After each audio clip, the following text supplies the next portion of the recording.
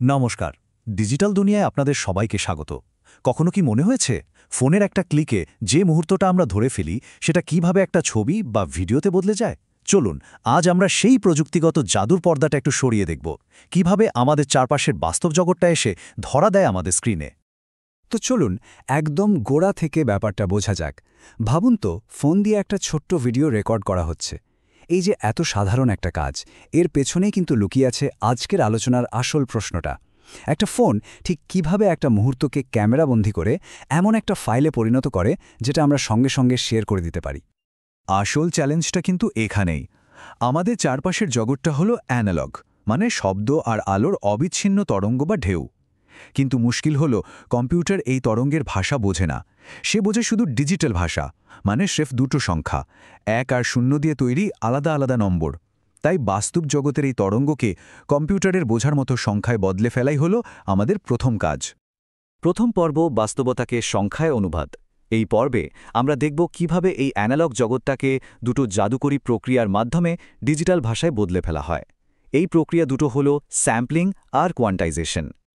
প্রথম প্রক্রিয়াটার নাম স্যাম্পলিং। এটাকে একটা ফ্লিপবুক বানানোর সঙ্গে তুলনা করা যেতে পারে। ভাবুন তো, একটা চলন্ত ছবি ফুটিয়ে তোলার জন্য যেমন নির্দিষ্ট সময় পরপর অনেকগুলো স্থির ছবি আঁকতে হয়, স্যাম্পলিংও ঠিক সেভাবেই একটা অ্যানালগ সিগন্যালের পর্যায়ক্রমিক স্ন্যাপশট নেয়। প্রতি সেকেন্ডে যতগুলো স্ন্যাপশট নেওয়া হয়, টেকনিক্যাল ভাষায় তাকেই বলে স্যাম্পলিং রেট। এই পুরো ব্যাপারটা একবার দেখে নিই। ধাপ 1, আমাদের কাছে একটা শব্দ বা আলোর মসৃণ অবিচ্ছিন্ন তরঙ্গ আছে। ধাপ 2, আমরা নিয়মিত ব্যবধানে এর মান মাপতে থাকি, মানে স্ন্যাপশট নিতে থাকি। আর ধাপ 3, এর ফলে আমরা যা পাই তা হলো অনেকগুলো আলাদা আলাদা বিন্দু, যা ওই আসল তরঙ্গেরই একটা ডিজিটাল প্রতিচ্ছবি তৈরি করে। স্যাম্পলিং তো হলো, এরপর আসে কোয়ান্টাইজেশন। চলুন আবার ওই ফ্লিপবুকের উদাহরণে ফেরা যাক। ফ্লিপবুকের প্রত্যেকটা ছবিতে রং করার জন্য কতগুলো রঙের ক্রেয়ন আছে? যদি মাত্র দুটো রং থাকে, ছবিটা একরকম হবে, আর যদি 64টা রঙের শেড থাকে, তাহলে ছবিটা অনেক বেশি নিখুঁত বা ডিটেইলড হবে, তাই না? কোয়ান্টাইজেশনও ঠিক তাই করে। প্রত্যেকটা স্যাম্পলকে একটা নির্দিষ্ট সংখ্যা দিয়ে মাপে। এই মানের পরিসর অর্থাৎ বিট ডেপথ যত বেশি হবে, তত নিখুঁতভাবে আসল সিগন্যালটাকে প্রকাশ করা যাবে। তাহলে পার্থক্যটা একদম পরিষ্কার।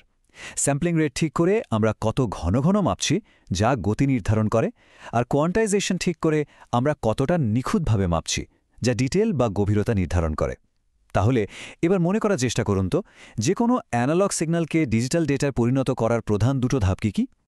দ্বিতীয় পর্ব, একটি ডিজিটাল স্মৃতি তৈরি করা। বেশ, তাহলে মূল দুটো ধাপ তো আমরা জেনে গেলাম। চলুন এখন দেখা যাক এই দুটো প্রক্রিয়া ব্যবহার করে কিভাবে অডিও, ইমেজ আর ভিডিওর মতো মাল্টিমিডিয়ার বিভিন্ন স্তর তৈরি হয়। প্রথমে আসি অডিওর কথায়। শব্দ আসলে কি? এটা হলো বাতাসের মধ্যে চাপের একটা তরঙ্গ। মাইক্রোফোন ঠিক এই চাপটাকেই ধরে ফেলে। তারপর সেই অ্যানালগ সিগন্যালকে স্যাম্পলিং আর কোয়ান্টাইজেশনের মাধ্যমে ডিজিটাল অডিওতে বদলে ফেলা হয়। এর একটা খুব ভালো উদাহরণ হল WAV ফাইল, যা সাধারণত শব্দের একটা আনকম্প্রেসড বা অসংকুচিত ডিজিটাল রূপ। অডিও ফাইলের সাইজ মনে রাখার একটা সহজ উপায় আছে। ফাইলের আকারটা হল স্যাম্পলিং রেট, কোয়ান্টাইজেশন ডেপথ আর রেকর্ডিংয়ের সময়, এই তিনটের গুণফল। রেট যত বেশি, প্রতি সেকেন্ডে স্যাম্পল তত বেশি। আর ডেপথ যত বেশি, প্রত্যেক স্যাম্পলে ডিটেলও তত বেশি। তাহলে এবার বলুন তো, একটা শব্দের ডিটেল বা খুঁটিনাটি ঠিক কিসের উপর নির্ভর করে? এবার আসি ছবির কথায়। একটা ডিজিটাল ছবি আসলে পিক্সেল দিয়ে তৈরি একটা বিশাল গ্রিড। প্রত্যেকটা পিক্সেল হলো একটা ছোট্ট বিন্দু, যাকে একটা নির্দিষ্ট রঙের মান দেওয়া হয়। সাধারণত RGB মডেল ব্যবহার করা হয়, যেখানে লাল, সবুজ আর নীল এই তিনটে রঙের বিভিন্ন অনুপাত মিশিয়ে লক্ষ লক্ষ রং তৈরি করা যায়। আর ভিডিও জিনিসটা কিন্তু দারুণ মজার। এটা আসলে আর কিছুই না, শুধু পরপর সাজানো অনেকগুলো স্থির ছবি বা ফ্রেম। এই ফ্রেমগুলো যখন খুব দ্রুত, ধরুন প্রতি সেকেন্ডে 25 বা 30টা করে দেখানো হয়, তখন আমাদের চোখ আর মস্তিষ্ক মিলে একটা চলন্ত দৃশ্যের ইলিউশন তৈরি করে। তাহলে একটা ডিজিটাল ভিডিওতে এই চলন্ত ছবি বা মোশনের ইলিউশন কি তৈরি করে? আর সবশেষে টেক্সটকে নিয়ে বেশি ভাবতে হবে না, কারণ এটা জন্ম থেকেই ডিজিটাল। ইউনিকোডের মতো ক্যারেক্টার সেট প্রত্যেকটা অক্ষর, সংখ্যা আর চিহ্নকে একটা ইউনিক নম্বর দিয়ে দেয়। তাই কম্পিউটারের কাছে অক্ষরটা আসলে শুধুই একটা সংখ্যা, যেমন 65। তৃতীয় পর্ব, ফাইলকে স্মার্ট ও ছোট করা। আচ্ছা, আমরা অডিও, ভিডিও সব তো তৈরি করে ফেললাম, কিন্তু একটা বিরাট সমস্যা আছে।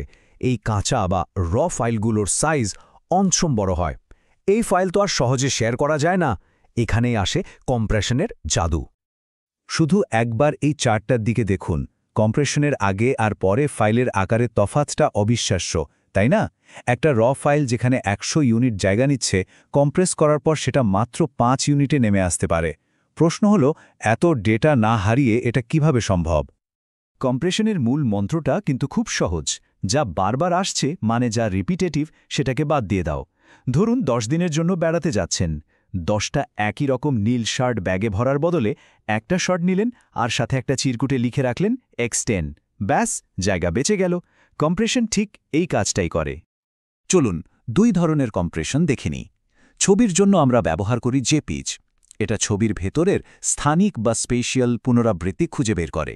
যেমন নীল আকাশের একটা বড় অংশে প্রত্যেকটা পিক্সেলের তথ্য আলাদা করে না রেখে এটা শুধু বলে দেয় এই পুরো অংশটা নীল। অন্যদিকে ভিডিওর জন্য আছে এমপেগ। এটা দুটো ফ্রেমের মধ্যে সময়গত বা টেম্পোরাল পুনরাবৃত্তি খুঁজে বের করে। মানে একটা ফ্রেমের পর পরের ফ্রেমে যা যা বদলায়নি সেই তথ্যটা আর পাঠায় না, শুধু পরিবর্তনের আপডেটটা পাঠায়। তাহলে জেপেগ আর এমপেগ ডেটা কম্প্রেস করার পদ্ধতির মধ্যে প্রধান পার্থক্যটা কি? চতুর্থ পর্ব, আপনার মাল্টিমিডিয়া টুলকিট। চলুন পুরো জার্নিটা, মানে একটা বাস্তব মুহূর্ত থেকে শেয়ার করার মতো একটা ডিজিটাল ফাইল তৈরি হওয়ার পুরো রাস্তাটা এক ঝলকে আবার দেখে নেই। তাহলে পুরো প্রক্রিয়াটা কি দাঁড়ালো? ধাপ 1, অ্যানালগ জগৎটাকে ক্যাপচার করা হয়। ধাপ 2, স্যাম্পলিং আর কোয়ান্টাইজেশনের মাধ্যমে তাকে সংখ্যায় পরিণত করা হয়। ধাপ 3, অডিও, ইমেজ আর ভিডিওর মতো স্তর তৈরি করা হয়। ধাপ 4, পুনরাবৃত্তি বাদ দিয়ে ফাইলটাকে কম্প্রেস করা হয়। আর সবশেষে ধাপ 5, সেই ছোট আর স্মার্ট ফাইলটা শেয়ার করা হয়। আজ আমরা যা যা শিখলাম, স্যাম্পলিং, কোয়ান্টাইজেশন, কম্প্রেশন, এগুলো কিন্তু শুধু পরীক্ষার জন্য পড়া কিছু থিওরি নয়। এগুলোই হলো আজকের পুরো ডিজিটাল দুনিয়ার ভিত। যখন নেটফ্লিক্সে কিছু স্ট্রিম করা হয় বা VR হেডসেট ব্যবহার করা হয় কিংবা AI দিয়ে ছবি তৈরি করা হয়, তখন কিন্তু এই বেসিক নীতিগুলোই কাজ করে। একজন ইঞ্জিনিয়ার হিসেবে এই ভিত্তিগুলো ভালোভাবে বোঝা মানে ভবিষ্যতের প্রযুক্তি তৈরি করার ক্ষমতা অর্জন করা। এই আলোচনা শেষে একটাই প্রশ্ন থেকে যায়। প্রযুক্তির এই ফাউন্ডেশনাল ব্লকগুলো ব্যবহার করে আগামী দিনের ইঞ্জিনিয়াররা নতুন কি তৈরি করতে পারে? এর উত্তরটা কিন্তু ভবিষ্যতের গর্ভেই লুকিয়ে আছে। ধন্যবাদ।